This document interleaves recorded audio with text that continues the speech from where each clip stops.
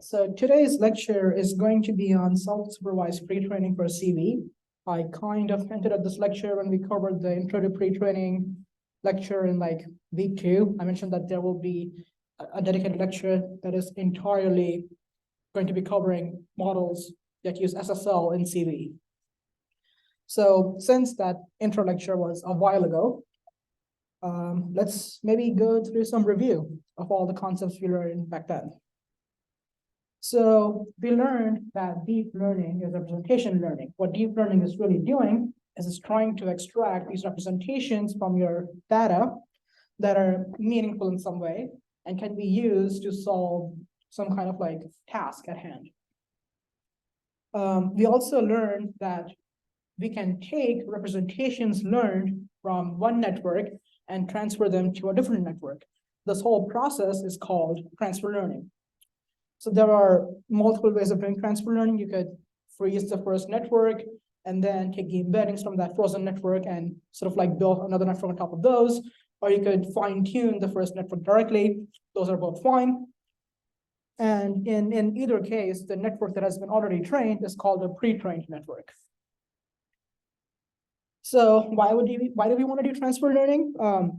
Again, we talked about how data sets that are huge and diverse can lead to better and more generalizable representations. I think it's kind of obvious, right? So if you take a model and give it more examples and more diverse samples, then the model's intuitively going to learn more. But sometimes if you don't have like these large data sets and you're only working with small data, because this is a very real possibility in the real world, you can't develop these high quality representations from this like small data set. So what you can do now is you could take a model trained on a big data set and simply just like yoink the representations from them and use that for a smaller network.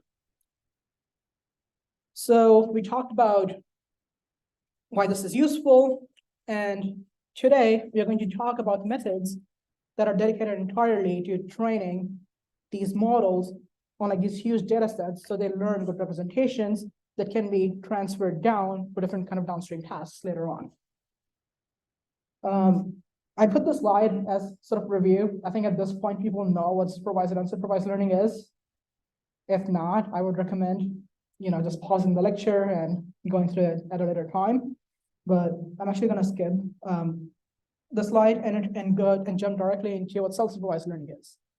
So self-supervised learning is a branch of unsupervised learning where, again, you don't have any labels associated with your data, but what you do is you create labels from your data sets in some fashion or other. This is sort of what differentiates each SSL method from each other, like the way you create like these labels in the first place. And again, this is also a review from the pre-training lecture. Why this is useful, I think it can be demonstrated by this analogy by Jan LeCun that he sort of gave in his 2016 talk at NeurIPS. He said that, okay, if you look at something like supervised learning, you are passing in these like hand-labeled data to the model, say, pretty regularly. If we are doing something like RL, you're getting some sort of like supervision or some sort of like labels very, very infrequently. But if you're doing unsupervised learning, you're kind of like getting everything at once. So a common unsupervised learning technique is, say, when you're working with sentences, what you can do is you could break a sentence up into like different words. You could mask out multiple words and have the model predict the masked out words from the remaining sentence. In this case, you're sort of getting like this entire sentence as the input, but in supervised learning, you might just get a single label, like, okay, if I'm training a model for sentiment classification, I would just get a label that says positive or negative. Or if I'm doing something like RL, I might not even get like a well-defined label. I might just like get a single scalar input, a scalar label, like every like 1,000 iterations or something. So what Jan LeCun argued is that in this sort of, in this sense, since you're getting the most information out of unsupervised learning methods, that is sort of what forms the, if you were to sort of view intelligence as a cake, unsupervised learning is what's going to form the main base, because that is how you're learning the most things. Whereas supervised learning in RL is simply just like the icing and the cherry on top. Like the main, like the meat of this cake is still coming from this unsupervised learning process. And our goal is to sort of look at different kinds of unsupervised learning methods that are used in CV. I think this is a pretty good quote that sort of summarizes this whole topic. So Pierre Sermonet, I think he is a robotics researcher at Google Brain. He mentioned that if you give a robot a label, you feed it for a second, but if you teach a robot to label, then you feed it for a lifetime. So if you can, and well, this is basically referring back to self-supervised learning, because you are creating labels out of nothing, right? And then you are training models using this process, which lead to like really good results. And that's sort of what like this quote is like sort of alluding to. Before I move on to like specific kinds of methods, does anyone have any questions about this general concept of self-supervised learning? Yeah. So we attain the label by just taking the full information we have and then restricting what the model is trying to get us to predict. Exactly. So if you look at this image over here, you can sort of view each sort of like row as like the full input, but the blue region is what's passing with the model, and it has to predict the gray region from the blue region. So you're hiding some information from the model and it has to predict the hidden part from the unhidden part. So that's actually just one way of doing SSL. Turns out that there is a class of methods that don't necessarily follow this paradigm of predicting hidden stuff from the unhidden. And this is going to come under something called contrastive learning. So at a high level, the goal of contrastive learning is to optimize for something called similarity. Now, how do you define this notion of similarity? It depends on the problem that you're working with. But what contrastive learning is trying to do is it's trying to learn a low-dimensional latent space where objects that are considered similar are close together, whereas objects that are considered dissimilar are farther apart. And the hope is that if you're able to learn some latent space in this manner, then you must be learning something meaningful about the objects themselves in order to sort of like cluster them in this particular fashion. So contrastive learning was actually introduced as a supervised idea, but it has actually been more popular in unsupervised approaches. And we will go through some of those like particular methods in the next few slides. Again, I think I would like to sort of like draw this out. So say that you have some like high dimensional space. Say you have an image of a dog sitting here. So this is like dog 1. You have, say, a dog 2 over here, and then maybe a cat over here. So this is like dog 1, dog 2, and cat 1. What we want to learn is a space such that dog 1 and dog 2 are pretty much like next to each other, and this like image for a cat is farther apart. So similarly, if you were to have, say, another cat over here, then you want cat 2 to be close to cat 1. So you're trying to learn this like meaningful latent space in this sense. Okay, so that is, I guess, like one way of defining similarity. And how do you train networks in this way? So like what kind of objective do you use? Turns out there are many kinds of objectives that you can use. I want to highlight the 2 most important ones in this slide. So you're going to have some input to your loss function. What you're trying to do is you're also going to take in some positive sample and a negative sample. Your goal is to push the embedding for the positive sample as close as possible to the embedding for the, your goal is to push the embedding of your input X as close as possible to the input of the positive sample X plus, and as far apart from the embedding of the negative sample x minus. So if you look at the subjective over here, what we are doing is we're looking at the square distances between the embedding of the positive sample and the embeddings of the between the embeddings of the input sample x and the positive samples x plus and x naught. If we are trying to maximize this, intuitively we want to minimize the first distance over here while maximizing the second distance in order to sort of like have this like negation effect come into place. This sort of triplet loss is actually what's used to train face recognition networks. Like if you have a network that can say predict who the person is in an image by looking at their face, this is how those networks are trained. But you could go even further. So in the triplet loss, we are taking a positive sample and only one negative sample. So intuitively, what's happening is you're only pushing your input x away from this one negative sample. What if you want to push it away from all the possible negative samples? Now, that's not really possible because there can be like millions of negative samples, right? So you have to sort of like limit yourself. But the idea is that you could use more than one negative sample and push your input, in this case, I'm going to use C for the context, as far away from each negative sample as possible. Now, this loss looks way different from the loss up above. And in a sense, this loss should look very similar to how cross entropy and softmax is defined. So in a sense, you could view this problem as a classification problem where you're trying to predict. So if I were to give in some input x, you are trying to predict what the I guess like what the label of the positive sample is. And you're going to treat that as like sort of the label of just like given context vector C, and you're going to treat the labels of the negative samples as like the incorrect sort of like label, in a sense. So remember, in classification, your goal is to map an object to some label, and this label comes from the data set. You have one correct label, and every other label is considered incorrect. You're sort of like you're sort of like doing that process for this contrastive loss as well.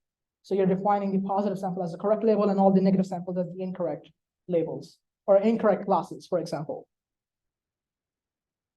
Any questions about the loss functions? These are not, sorry, yeah, go ahead. On the supervised context, if we don't already know the classes that sort of data points belong to, how do we decide whether something is a positive or negative?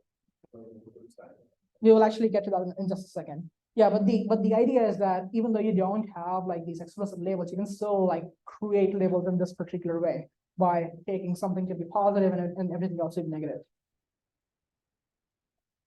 So yeah, G is some function that sort of compares two different objects. So you could do something like close line similarity, for example, doesn't really matter too much. So one model that uses this idea is called MoCo, or momentum contrast. So what they do is they define contrastive learning as a differentiable dictionary lookup. So they say that, okay, if I have,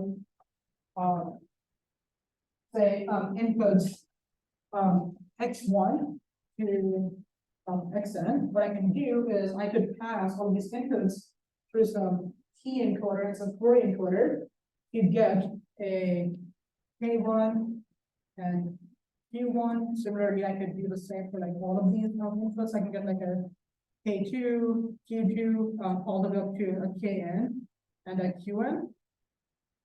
So what I'm going to do now is I can collect all of my keys and queries in one place. And for each query, I define the positive key as the one that corresponds to it. So if I'm looking at, say, a Qi, then I'm going to define Ki as the positive sample and K1 all the way to Kn other than Ki as the negative sample. So my goal is to map the query for a given sample X to its corresponding key. So this is one way of defining, or this is how the authors in this paper define contrastive learning. Now, how do you get these K and Q? You might pass those to the neural network, which can be subscripted by K and Q to sort of denote what neural network is for the key and which one is for the query, and so on. Okay. Now, we defined what, so, okay, we have this idea of what is considered similar and dissimilar. Let's try to make it more precise.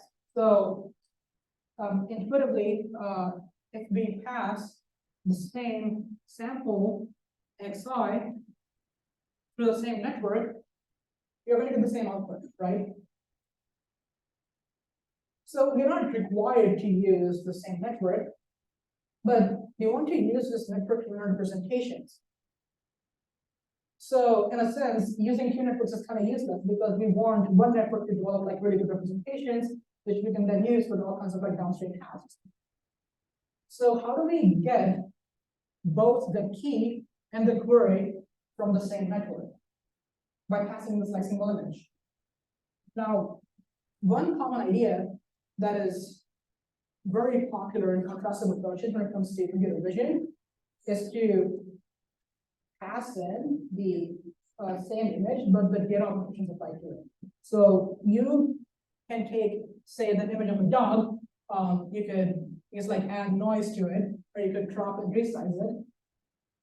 Even though you like all kinds of like these augmentations to your original input, it doesn't really change the semantic content of the image, right? You know that it's still an image of a dog.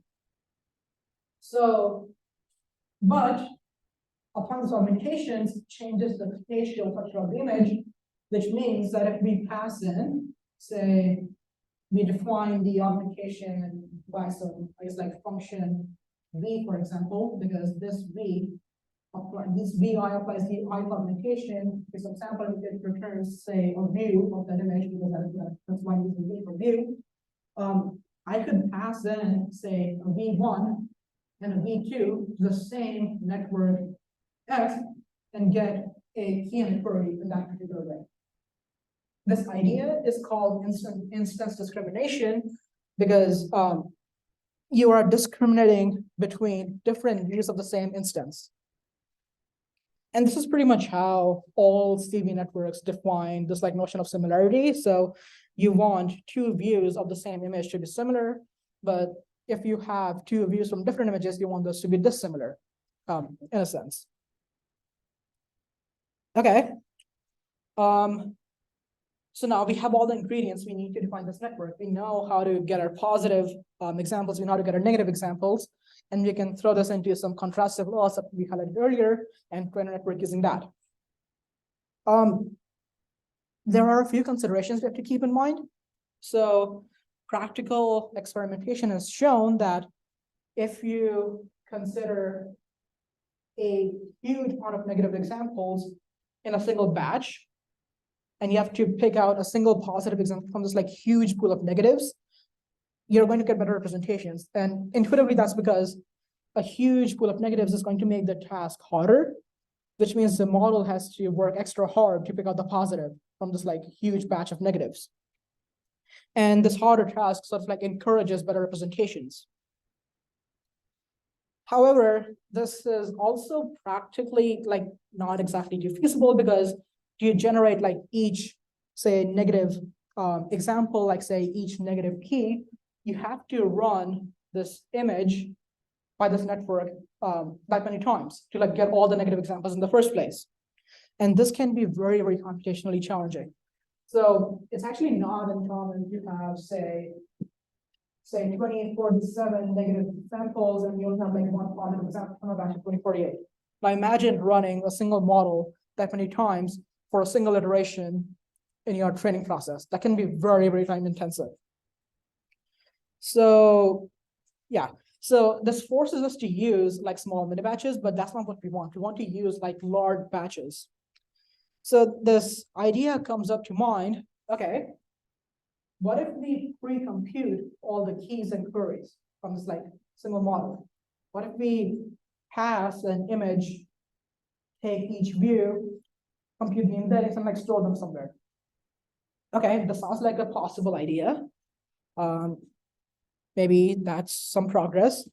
So yeah, you can do that. So what you can do is you could store the pre-computed embeddings in one place and sort of like pull samples from that when you're sort of like doing this like contrastive learning process during the actual training.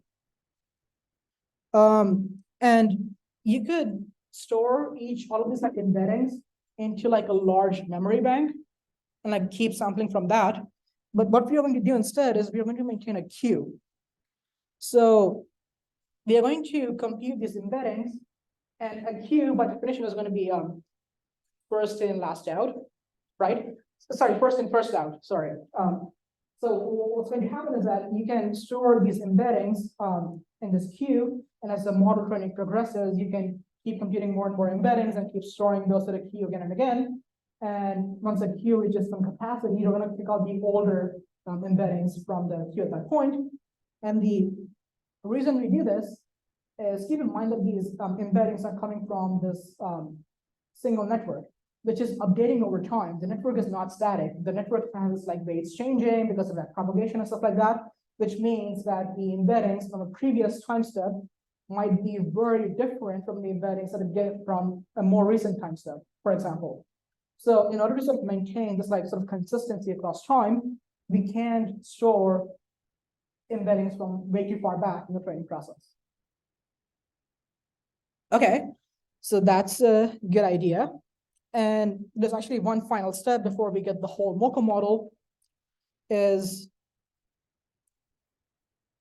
say, okay, we have solved the problem of like computing all of these like embeddings and storing those in somewhere so we could use like large batches.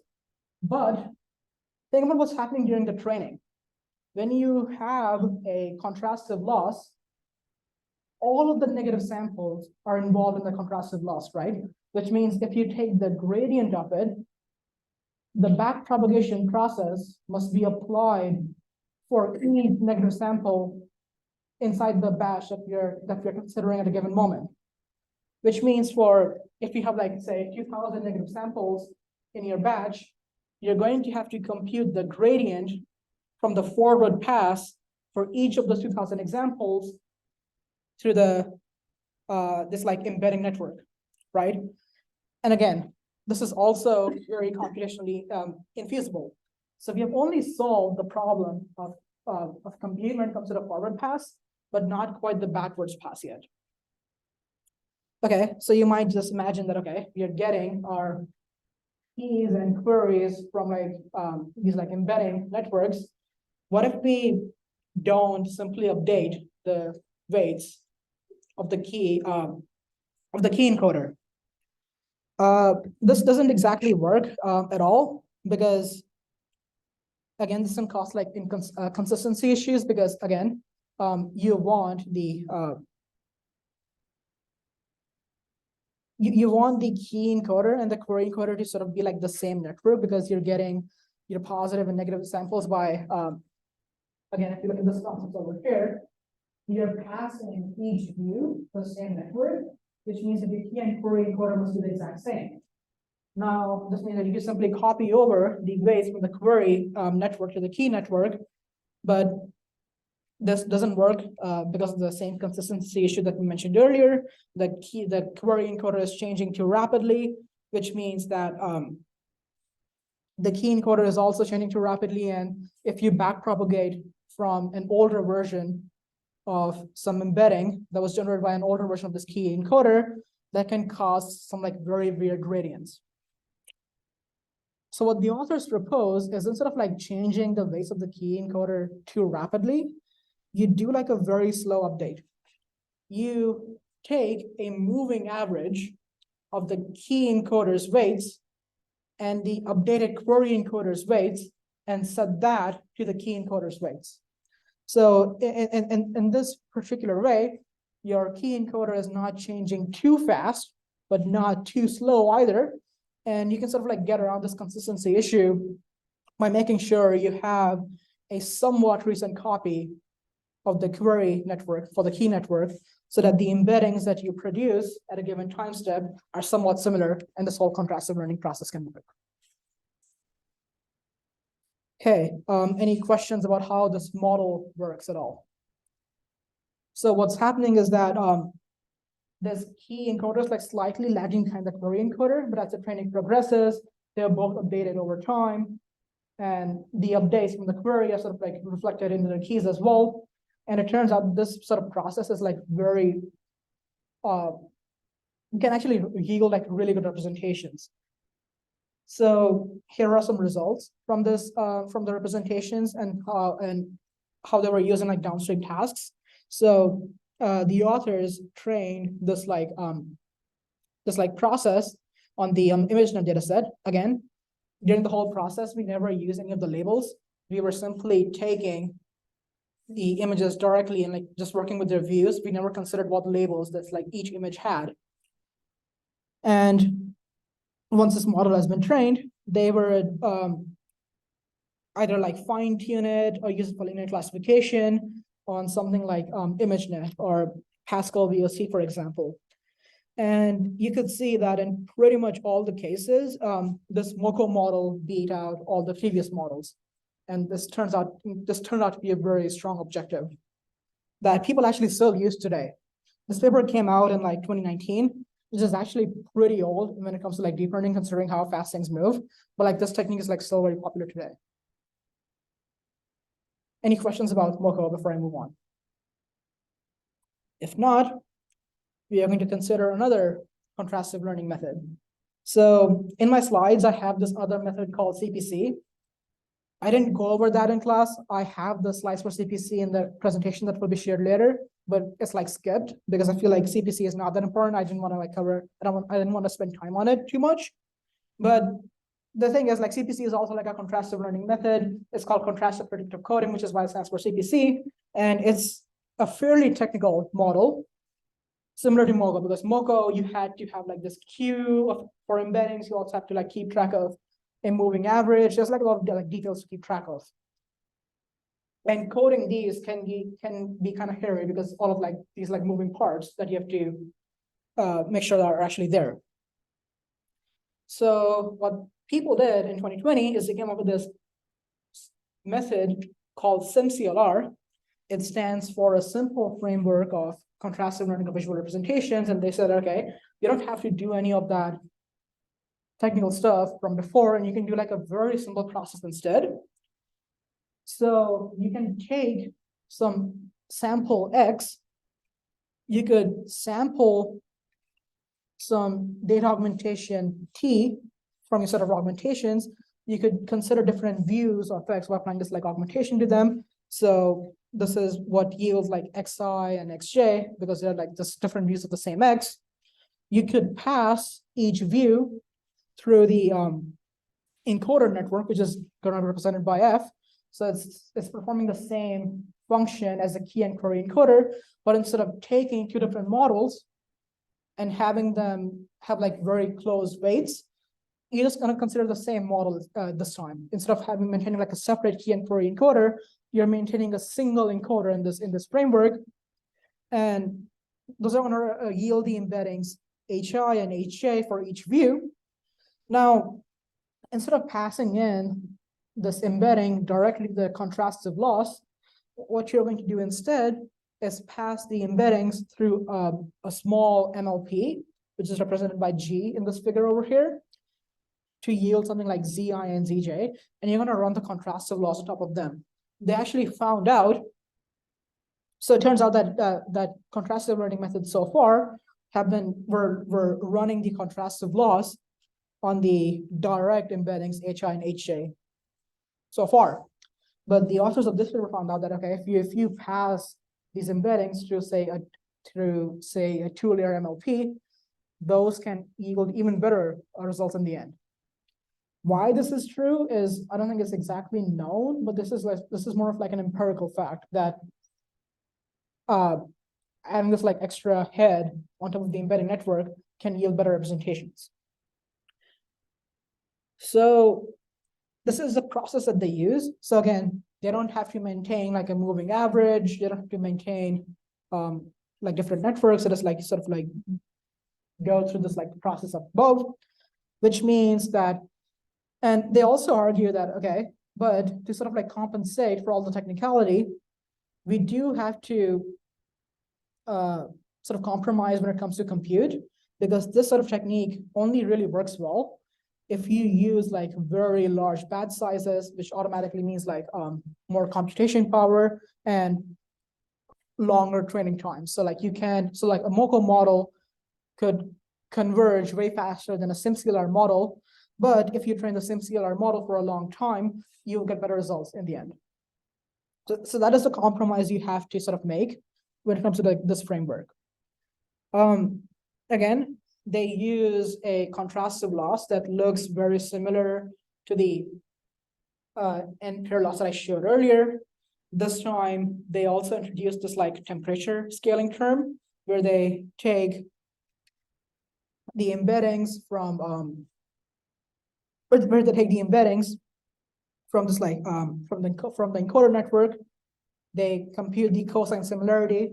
So same here is just like cosine similarity. Again, it doesn't really matter what it is, but earlier models did not have this temperature term. So like if you go back to the if you go back to the loss function that I shared earlier, we were just taking like this g function. We didn't have like a scaling term in there, which means that our temperature by default was 1. The authors of this paper found out that if you that allowing the temperature to adjust can give you like even better representations in the end. So they introduced this as a hyperparameter.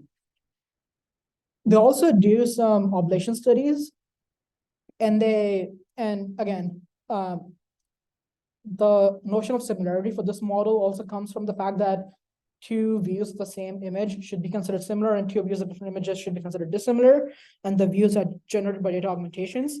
So they actually looked at what augmentations perform the best. So they have this table in the bottom left, where the column represents the augmentation that they applied first, and the row represents the augmentation that they applied second. And you can see like which pair of augmentations sort of like yield the best results. Again, surprisingly, I did not expect this, but applying color-based augmentation sort of like yield the best results, which is sort of unintuitive, because if you were to say take an apple and you change the color to sort of like green, then intuitively a green apple is from a red apple, but they kind of showed that this sort of augmentation still works the best, even though it might not make too much intuitive sense. Another thing that they sort of mentioned is using longer training sessions and using larger batches will lead to like better representations, and sort of like show that with this sort of like bar graph in the bottom right. You can see that as the number of training epochs increases, you see an increasing trend. Similarly, if you look at the batch size, as that increases, you also see an increasing trend in that size. So let's see how well this model performs. Okay, if you look at the table on the right, we can see that this model, when you take the representations from this model and train a linear classifier on top of that for, say, ImageNet classification, you're getting the best results that you have seen so far. SimCLR was also a huge breakthrough because it was the first time a self-supervised method was able to beat a fully supervised method. So typically when people train these like SSL models, what they do as a baseline is they take, say, a ResNet model that is trained on ImageNet in a supervised manner using the whole labels, and they use that, and they use the representations from that model as a baseline. This was sort of the first method that, even though it might not look like that in this sort of like figure over here, but this was the first method that was able to beat like a fully supervised baseline on like ImageNet 1 classification. I'm actually not sure why the results are just like 48.4 over here, because, oh, okay, sorry, I misread the table. So what the table is showing is if you take the representations from like this network and you fine tune these like networks using just like 1% of the total image.labels and just 10% of the total image.labels, you can see that SimCLR performs the best. If you want to look at a direct comparison where you use all the labels for fine tuning, you should look at the chart on the left, which shows that this biggest SimCLR model performs the best. Now, there is a big sort of compromise that you have to make, is that even though the SimCLR 4x model is able to be the supervised baseline, it is about 16 times bigger. It has about 400 million parameters, whereas the supervised baseline only had like about 25 million parameters. So this paper also showed that you need these huge models to learn better and better representations in a self-supervised manner. And I think intuitively, it sort of makes sense. The way I like to think about this is, if you're working with a supervised model, the supervision comes from the actual labels. And since the labels sort of like dictate what's going on, you don't really have to learn representations that are like too generalizable. And you could fit those representations in a smaller model. But if you don't provide the label, you have to learn something more general, which means you would need a bigger model to sort of like fit that information in. This is sort of how I like to think about it. This may be completely wrong, but I think this sort of explanation works in my mind. Any questions about SimCLR before I move on? Okay, I'm gonna cover the final contrastive learning method today, which is funny because technically BYOL, or build your own latent, is actually not a contrastive learning method at all. It feels similar to one, but it's actually not one. So the way BYOL works is you have some input image X. Again, you apply like different data augmentations to it, and you generate like different views, V and V prime. You pass those V and V prime through some encoder networks. So in this case, we are sort of going back to how MoCo worked. Instead of SimCLR, we are maintaining like different encoder networks, like for a key and for a query.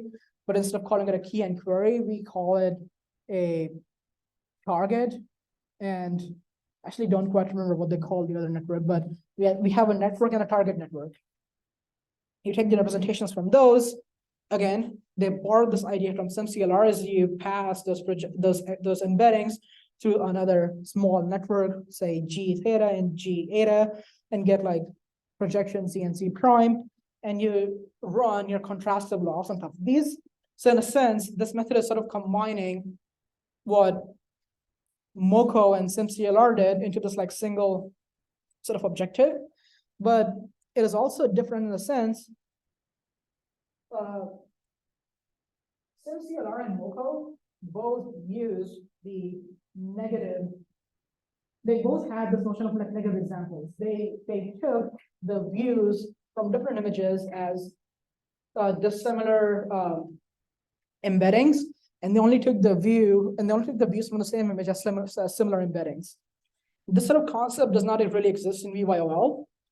BYOL doesn't really compare across different images in a batch. It only looks at a single image at a given time. And what it does is it tries to make sure that this projection Z and this projection Z prime are kind of close together. So again, it doesn't consider any negative examples. It only considers like a single image at a given time.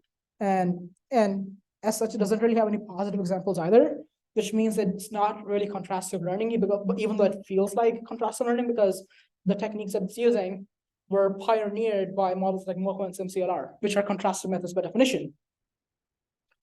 But what it's really doing is, how many of you have heard the term bootstrapping before? So bootstrapping is a statistics term, which basically says that if you have a bunch of data points, you can fit a model to the data points, and then you can use the metrics from that model to fit another model, and you can sort of like keep repeating this process. So you don't really have like the true metrics from this data set before. You're using the estimated metrics from this like fitting like this one particular model to fit another model, and like so on. This is kind of what BYOL is doing as well, is it's maintaining two different networks. It's fitting, it's sort of So the loss function for BYOL is taking the projections from both networks and sort of optimizing a loss function defined using both of these like projections, which means that the second network is sort of driving the supervision for the first network and vice versa. How many of you have heard of deep Q learning before, or have you, if you know RL? This is exactly the same thing that happens in deep Q learning, and this is sort of what the inspiration for BYOL was, because this paper was actually published by DeepMind in like 2020, I think. So it uses this bootstrapping process to sort of like learn more and more to like build up these like representations. And since it's not contrastive learning, it's pretty robust to changes in batch size and the type of augmentations that you use, because SimCLR showed that certain augmentations perform better than others, and you should always be using bigger batch sizes. But BYOL also works pretty well with like smaller batch sizes, and you don't have to worry about what exact augmentations you choose. Now, this particular method is very, very sort of like janky, because you're somehow learning these representations without any discrimination, for example, because you don't have any negative and positives, but you're still learning some really good results. And why that exactly happens is actually not clear. I know that there have been some empirical investigations as to why BYOL works this well, even though there is like actually no contrastive learning going on at all. But it still works. It still works well. No one very is sure why, and it actually beats SimCLR and the exact same results that we showed earlier. This is like those exact same benchmarks. Okay, so that is it for contrastive learning. I just realized I did not time the presentation that well, because we're at 7:50 and I have like and I'm only done with the first half of the lecture. So we're gonna move on to like a second class of methods. I'm gonna sort of like speed through them. Sorry about that, I should have timed this better. So this is a method called a DAE, or a denoising autoencoder. So we are moving on from contrastive learning methods to methods that sort of destroy the input in some way, but then you have to reconstruct the input to get the original input back. And these sort of methods tend to work well with an autoencoder based structure, because you could have the encoder take in the destroyed input and yield some embedding vector, and you can take the decoder, take the embedding as the input and yield the original image back, and then you could compare the reconstructed image with the original image and use that as a loss objective. So one of the methods that people used in the early days was a denoising autoencoder, where they took an image, they added noise to it, they passed it through an autoencoder, and the goal was to predict what the denoised image was. And the idea for this network came from the human ability to recognize partially occluded images or corrupted images. So like even we as humans can tell that even though this image of a 4 has noise added to it, it is still a 4, right? But a machine can't tell that. So we are training a machine to sort of like do the exact same thing that we can already do naturally. You have to make sure that you are adding the right amount of noise, because if you don't add any noise, then you're basically training an autoencoder. But if you add too much noise, then you're making the task like unnecessarily harder, and your model won't learn anything. So, but it does mean that if your model is able to learn with a huge amount of noise, it's going to be learning some very good representations. So you can look at these images over here. Then we have no noise added. The representations that we get from the model are kind of random. They don't make too much sense. But if you add, say, but if you like say destroy half of the image and you try to predict the original image from that, you can see that the model is trying to learn something. So if you look at like each image on the right, you can make out like certain shapes being formed. So like you can kind of see that, okay, this looks like maybe a 9, this looks like maybe a 6 over here. It's trying to learn, it's learning something meaningful, which is why this sort of like model works really well. There is another model called the stack denoising autoencoder. This was very popular back in the day because before these like modern techniques like add-in, batch norm, dropout, et cetera, were invented, training neural networks was incredibly hard back then. Training was very unstable. So like if you were to like say define a CNN and take the CNN, pass an image through it, and you just like run your normal classification laws like we do normally today, this was not something that people did back then because it would simply not work, which I know sounds very weird because this is what we are used to and sort of like this generation. So what people did instead was they would train a denoising autoencoder. So again, this is what the denoising autoencoder process looks like. You have an image X, you sort of like destroy parts of that image X to get like some X tilde. You pass it through the encoder to get some embedding. You pass the embedding through a decoder to get some prediction Z. And your goal is to make sure that the Z is as close to the X as possible. And you can learn this like encoder in this particular manner. So what people did is they would like stack these encoders on top of each other. So they would take the image X and train an encoder in this particular way. Then they would take the embeddings from this encoder and train another encoder that would take these embeddings as input. And you could like sort of keep repeating this process. So you could like keep training encoders in this particular manner, and you could like stack those up. And the output of this chain of encoders is what you would consider as your final representation. And this method actually turned out, it worked really well back then. But then modern deep learning became a thing. We got things like batch norm, Atom, that accelerated training even further. So people got kind of like stopped using this. I only showed the DAE and SDAE methods over here because they were sort of like historically important, but even though people like don't use them anymore. Okay, so that's a pretty good idea. It worked kind of well back then. See if we can extend this idea even further. So in a DAE, we were adding noise to an image. What if we go like one step further and like just completely mask out parts of an image? So like you take in this image of like two football players playing, you completely hide the inner part, like you just like zero it out. You pass this like masked image to a model, and your goal is to predict the unmasked region. So yeah, and this model is called the context encoder because the goal is to predict the hidden part from the surrounding context. Fun fact, this work came out of Berkeley in 2016. If you guys know Professor Alyosha Afroz, that's his lab that produced this work. So again, you have to make sure that, so a naive implementation of this network would be to simply like taking the masked image and predict like the masked patch using some sort of like deconvolutional network like you might have seen in the segmentation lecture or a GANS lecture. But and you might try to like take the L2 loss, the predicted patch and the actual patch and like try to minimize that. But that doesn't exactly work too well because the L2 loss is minimizing the L2 loss sort of leads to the average of all the things that could have been. So if there are multiple possible patches that could go into the masked region, minimizing the L2 loss would like simply take the average of all of those and yield this like sort of like blurry that you see under the L2 column. So what the authors did is they also added this like another network called the discriminator, which you might have seen in the GANS lecture.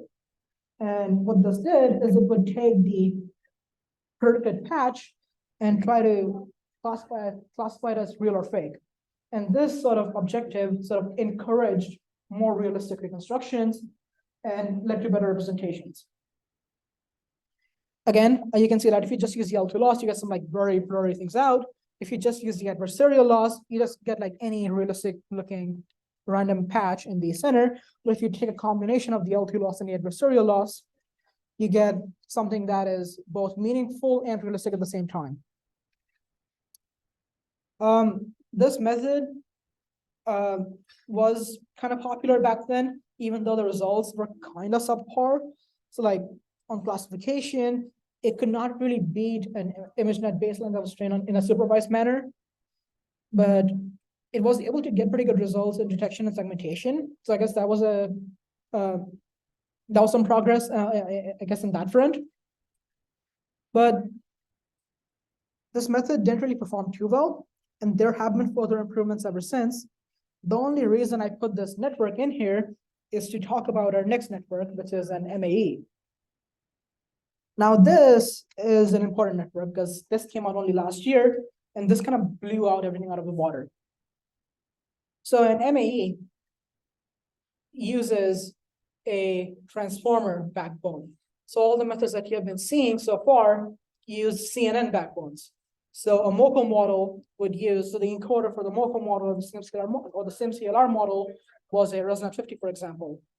What MAE does is it replaces that with a VIT, and it uses this, it sort of uses the same objective as a context decoder. You take in an image, you mask out patches from it, you pass the unmasked regions to an encoder, you pass the encoded embeddings to a decoder, and your goal is to reconstruct the original image back. And your hope is to learn some good representations in that particular format. So the encoder works very similar to how a regular VIT works. You take an image, you like chop it up into like different pieces. You randomly mask out some fraction of the patches, and you pass in the unmasked patches to the encoder, just like how a VIT does it. I'm not gonna go through all the text over there thinking we're just need our own time. This basically, if you know how a VIT works, it's you already know how this works. And then what the decoder does is, so again, keep in mind that you're only passing in the unmasked regions. You're not passing in the masked tokens because like there's nothing to pass. It's masked out, right? What the decoder does is it takes the embeddings from the unmasked regions. It adds something called a mask token at each index that was for the patches that were masked out. So you get sort of like this combination of masked tokens and the embeddings of the unmasked patches, that's just like sequence. And you pass this through a decoder, which is, again, a very simple VIT decoder that you might have seen. Again, it's another transformer, which is defined very similarly to the transformer for the encoder. There's not much difference between the two. So you pass this to another transformer and you get the reconstructions. Now your goal is to minimize the outflow distance between the reconstructed patches and the masked out masked out patches. And your hope is to like learn something meaningful. Again, this is sort of what this process would look like. So I have like multiple examples from the MAE paper. The right column shows what's fed into the encoder. The middle column shows the left column shows what's fed into the encoder. The middle column shows what the MAE predicts, and the right column shows what the actual ground truth is. And you can see that it's pretty close. It's actually learning most of the high-level features that are in an image. Again, I'll probably leave it up for like the next 15 seconds so you can like look at this even more. So I guess like while the slide is up, any questions about the MAE model so far? Yeah. The class token, so in a transformer, you have, say you have in a sequence, say x1, x2, blah, blah, blah, say some xt. You also, so you have each thing in the sequence is going to have a token corresponding to it. What you also do is you can define something called the CLF token. So when you pass this like whole sequence through the attention module, you're going to have that like whole attention mechanism attending to like this token as well. So what's happening is as the model learns more and more stuff, the hope is that this class token is attending over to like all the like other tokens and it's sort of like capturing information about the sequence as a whole. So you could use the class token for something like classification. So you can just take the embedding for the class token and use that as the base for a classifier. Because the hope is that this class token is going to have information about the entire sequence because it's attending to all of that. again, oh, I thought I had two slides of these images. I guess not. So when MAE came out, like I said, it kind of blew out all the previous models out of the water. The previous best was an 84.1% success, or sorry, rather an 85.2% success on using a VIT large model, but you can get up to like an 87.8% success rate with an MAE. And I think that to this date, MAE is still the state of the art when it comes to models that were trained in a self-supervised model, in a self-supervised manner, and then fine-tune on ImageNet data. So this is just results on ImageNet. MAE also performed really well when it was like, when its representations were transferred down to like downstream tasks. So this could be something like taking the embeddings and doing something like detection and segmentation on the CoCo dataset, or using or doing classification on, say, the places dataset or the INAT dataset, or maybe even something as passing the representations through the through like different variants of the ImageNet dataset. So the ImageNet dataset has like about 1 million images and like 1,000 classes. There are variants of it that have sort of like adversarial examples in them. So there are datasets like ImageNet corruption, which have like corrupted images from the ImageNet dataset. There's like ImageNet adversarial, there's ImageNet sketch, which contains like sketch versions of all the images. The goal is to see that, okay, if you were to train a model on normal ImageNet, how well does it perform on like these out of domain images?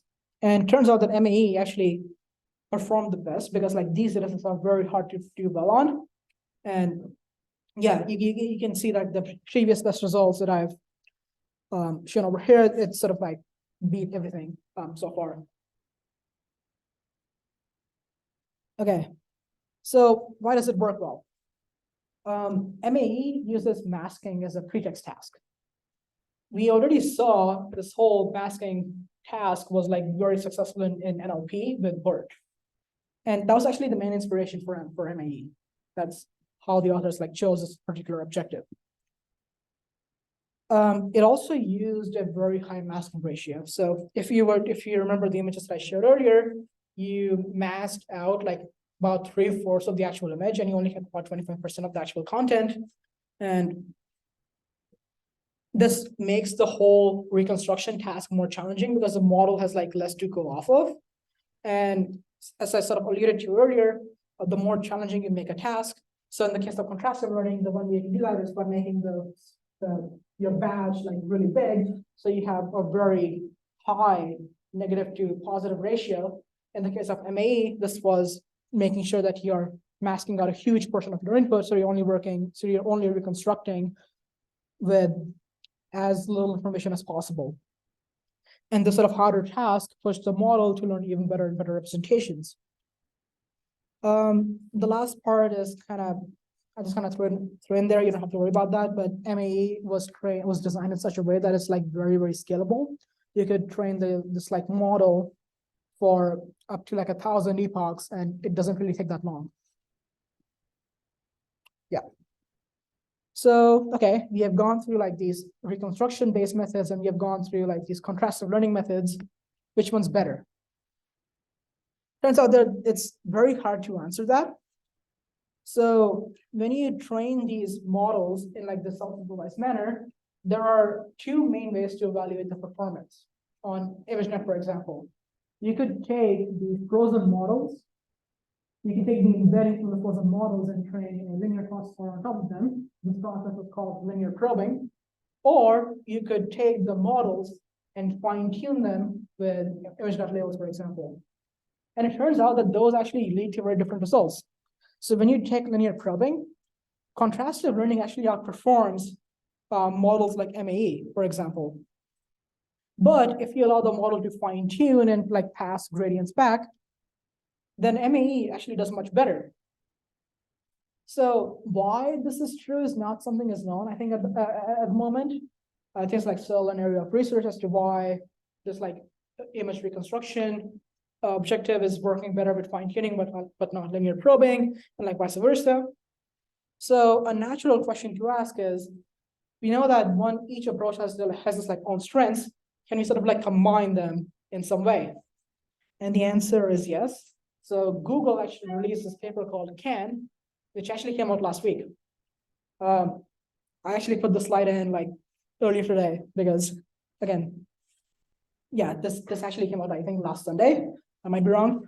What they do is they train a single model that does both image reconstruction and contrastive learning at the same time. So how this works is you take an image, you like generate two views of the same image, you mask out the two different views, you add noise to it. So in a sense, it also combines the denoising objective that we showed earlier. And that's actually this is actually what CAN stands for. The C is for contrastive learning, the A is for masked autoencoder, and the N is for noise prediction. You take the noised patches, you pass it through an encoder, you take the embeddings, pass it through this like MLP projection that we had for models like SimCLR and BYOL, and you would run some contrastive learning loss on top of those. So info NCE is like one contrastive learning loss that I didn't talk about in this slideshow, but it's just another variant of the losses that you've seen before. And you would use sort of your loss function would be a weighted combination of the info NCE loss, the reconstruction loss, the denoising loss. And it turns out that this model performs really well. So if you look at both linear probing and fine-tuning, this model like does better than the best image reconstruction model, which is MAE, and the best contrastive learning model, which is SimCLR. And you can see that it achieves like better results compared to like all the previous models so far. So again, sorry, before I move on to the summary, any questions about any of the models that I've talked about so far in this lecture? Okay, so these are not the only models that I could have talked about. I only have like 50 minutes, which I sort of like went past. Sorry about that. But there are way too many models out there. There are more contrastive learning models. There are also supervised representation learning models that work really well. There are models that train representations that are good for control tasks. So if you do RL, then these models might be more up your alley, for example. And I didn't really have time to cover any of those, but I would encourage you all to like check it out in your own time at some point. Again, we have covered like multiple classes of models. So in this lecture, we covered contrastive learning and image reconstruction. If you also go back to the pre-training lecture when I introduced this like whole thought of self-supervised learning, I went through some common sense objectives like rotation prediction and jigsaw solving, stuff like that, but also like yielded pretty decent representations. However, we have barely scratched the surface. There's a lot more in this area than what I've shown so far. This is actually a very hot research area right now. In fact, my research is also sort of like in this area at the moment. You will have a homework that is based on this slideshow. Your goal will be to take like these models like MoCo or MAE, and then linear probe them for CFR10 prediction. Yeah, again, these are all the papers that from all the models that I showed earlier. If you would like check these out, and yes, like that. That's it. That's all I have for this lecture. Any questions before I end? Yeah. Okay, gonna end the recording then.